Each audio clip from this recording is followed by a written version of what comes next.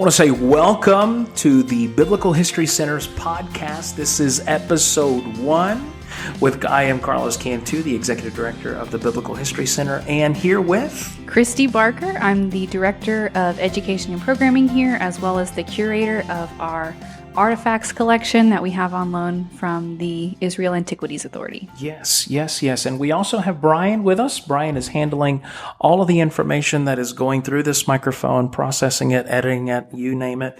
More than likely, we'll probably get Brian on this. Brian, thank you for doing what you're doing right now.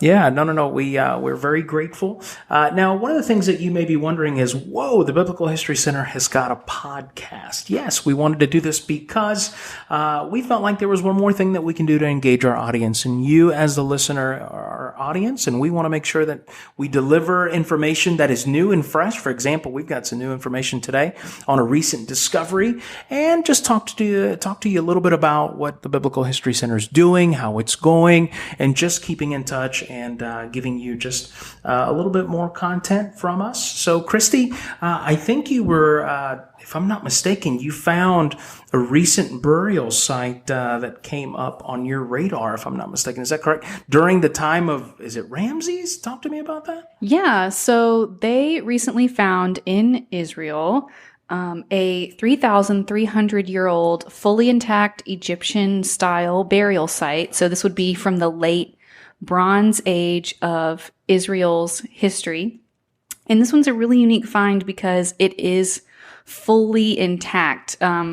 Reading through, Barr put out a wonderful article. By the way, Barr is Biblical Archaeology Review. They put out a wonderful article about the find, and those who were present said when they entered the tomb, it was like walking onto an Indiana Jones set. Everything was just so perfect. Right. What was interesting about it is as the equipment that they had on site began to excavate, is they came through the roof. Did you catch that? Mm-hmm. They came through the roof, and you could just imagine as the roof falls and that takes place, you look down and you find, ceramic, bronze artifacts. You name it. Did they give a number as to how many they found, Christy? I don't even think they're probably done cataloging them yet, because this find was late summer, early fall, just recently reported in September. So it's probably only been found for, maybe a month at this point. So I doubt that they're even done cataloging them yet. There's probably hundreds, if not thousands, of artifacts that they've uncovered at this site. And I think it's interesting too, because since Israel is such an archaeologically rich nation, you can't even trip over a rock over there without finding something important. They actually found this, I believe, maybe doing construction. You find lots of dig sites or good places to dig just because you want to build a building or put in a high rise or put in a road. Yeah. Right. No, it's quite interesting. And you can just imagine, once they finish cataloging all this stuff, you can just imagine the cost that was on this. Was it the IAA director who said that the news of this discovery in this cave, it spread like wildfire around the academic world. And they've already received requests from scholars who want to come do additional excavation in the area, if I'm not mistaken, right? Yeah, well, it's a really, I like to say it's a juicy find. There's lots there. Right. So I wouldn't be surprised if they have to keep digging there for another season or two, just to make sure they get everything before construction begins, if they even decide to move forward with construction on this site. Something that really struck me too as I was looking at the pictures is a lot of the artifacts that you see. We have similar ones here in our collection. Yeah. I was looking and I started, oh my goodness, I'm going to do my own. Look at this. Oh yes, we've got this. Yeah, I noticed that as well. Yeah, that was a good catch on your end too. Yeah. So that just kind of, brings the whole thing full circle for us and what we do here. Really, really cool. Very old tomb. Well, what's even more interesting about this specific dig is even crazier, because now we get into some other things that were found among some other artifacts. Is that correct? In this same area? Oh, yeah. So from the same tomb, actually. My goodness. Some of the jars that they found, originally archaeologists thought these types of jars might have something to do with the drug trade, and just because of their shape, but they could never confirm that.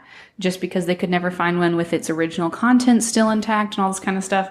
And so they started looking at some of the jars that were found in this interesting shape, kind of like almost like a bulb kind of shape. And they found ancient narcotics. It was actually ancient opiates in here. And so... which we see throughout the ancient world. Oh, yeah. I mean, Yeah, so drugs are no new thing. They've been around since antiquity. Right.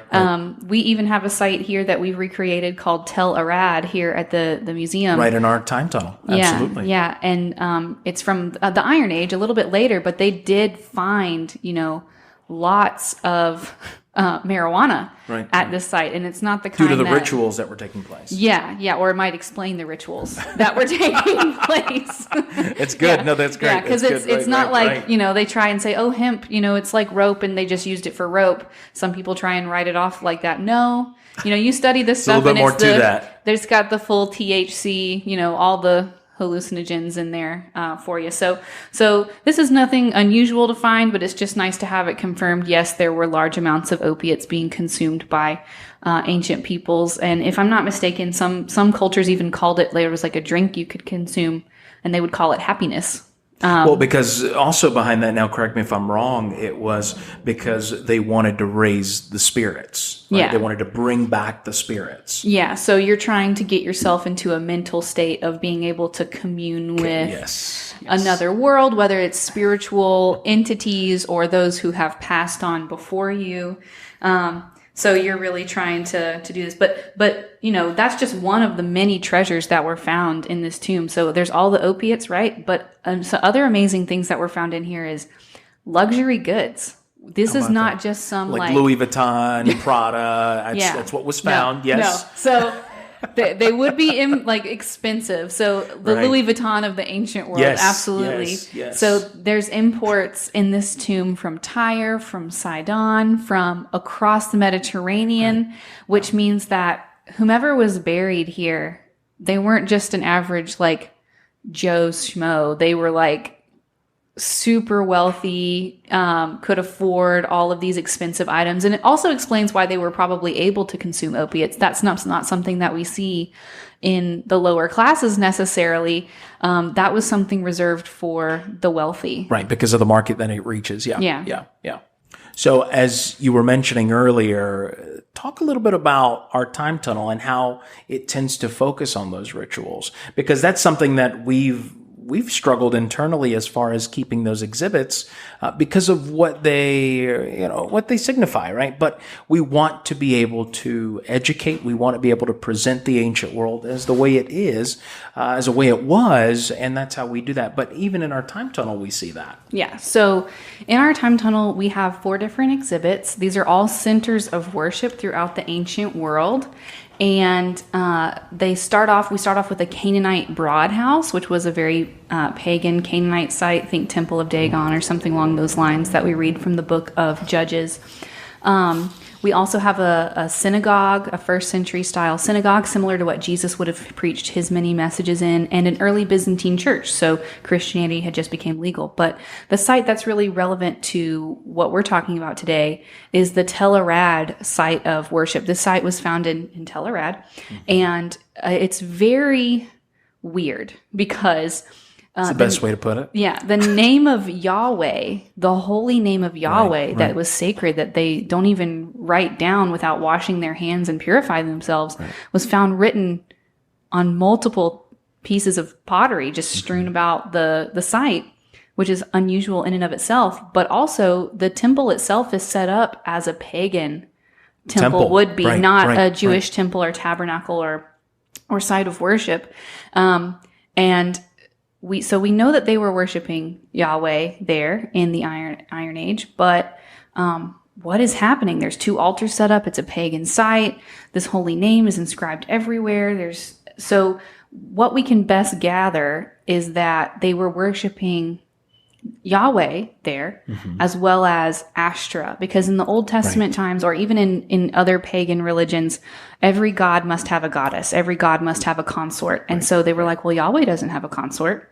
So they tried to fix it. And then another weird thing about the site is that it wasn't destroyed. per se. Most of the time when you find these temples or you find sites of worship, they've been torn down stone by stone. They've been burned to the ground, or you can tell there's a violent act has taken place here. Right. This one was found perfectly packed in the dirt with the incense and the ash. We see the priorities take place. Yeah, still intact on the altar. So also what archaeologists think about that is that it probably was during a reign of a good king, like we read about King Josiah, trying to reinstitute worship in the temple and worship of God. And he would make people put away their idols and stop the idol worship. So there were probably some idol worshipers, or I guess we would call this religious syncretism. They're mixing worship of Yahweh with pagan worship, which is common again in the ancient world. Yeah. And so they're like, okay, well, this is just a phase. We'll just pack away this temple so that we can still use it when we unpack it later.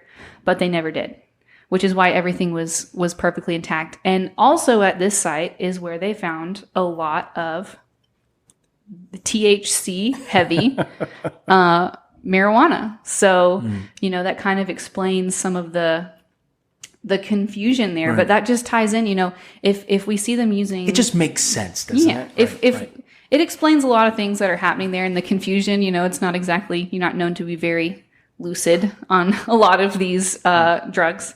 And so, the fact that we're finding opium in a Bronze Age tomb isn't necessarily super shocking. It's just one of those things that we kind of guessed this was happening, and it's just nice to have that confirmed, know. Right.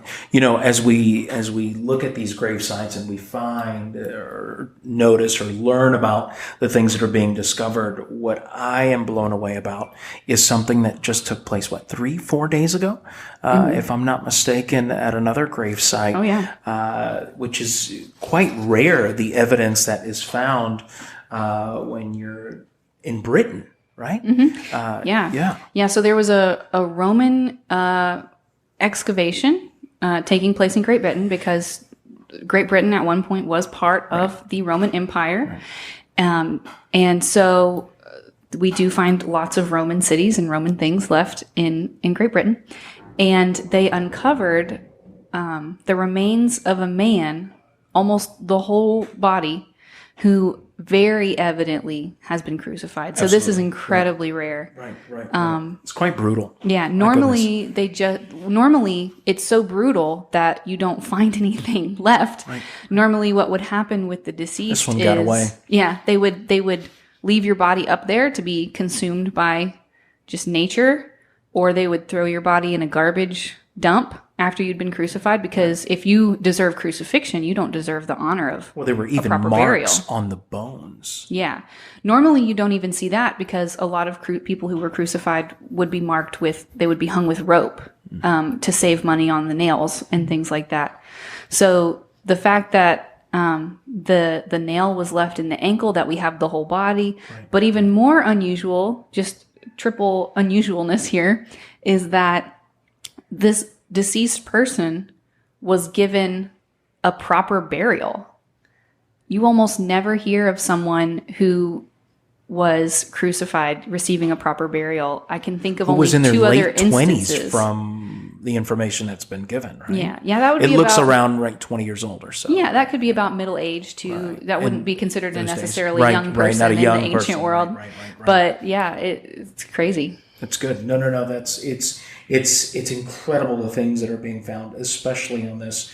And that's why, we were only going to use this as a teaser, if I'm not mistaken. I think we weren't going to really elaborate on this, but there's such great information here. And this is incredibly recent. I mean, we said, 3-4 days ago? Yeah, within the last couple of days. Right. So, it's a daily thing. It's a daily thing that's being found, daily discoveries. And that's what we want to do here at the Biblical History Center. We want to be relevant to your life. We want to be able to pour value into your life with what we do. And as our mission says, is to help people understand the ancient biblical world, its history and culture.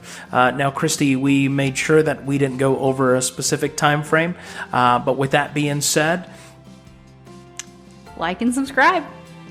Ladies and gentlemen, if you are interested in donating to our cause, to our mission, I ask that you go to www.biblicalhistorycenter.com, go under the About Us, click donate and help support our mission and vision for the Biblical History Center.